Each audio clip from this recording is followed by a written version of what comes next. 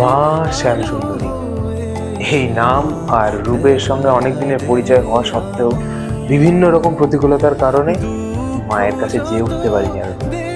তবে বলে না, মা যখন ডাকে তখন কেউ না গিয়ে পারে না, সে তারাপীঠই হোক বা অন্য কোনো দেবীপীঠ।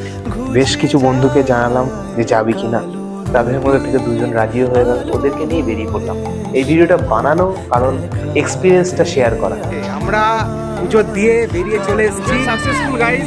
ভিডিওতে কন্টেন্টের জন্য 5 ঘন্টা লাইনে ছিলাম, 5 ঘন্টা। এইসব কিছুই না, মানে অন্যান্য জায়গার তুলনায় এখানকার মানে পুজোর সিস্টেমটা খুব ভালো। তবে পুজো সিস্টেমের ভালো থেকে বড় কথা যে আমার এখানে অ্যাটলিস্ট খুব ভালো লাগলো মানুষের বিহেভিয়ারগুলো, মানে পুরোহিত তাদের ঠান্ডা মাথায় কথা বলে, এটা খুব ভালো লাগে আমার। খুব ভালোভাবে কথা বলে। অন্যান্য জায়গায় যেরকম মানুষকে মানুষই মনে করে না, ব্যবসা। এখানে একটা ভালো লাগলো যে এবার দু একজন মানুষ ব্যতিক্রম থাকে সব জায়গায়, কিন্তু এক্সপিরিয়েন্স ভালো।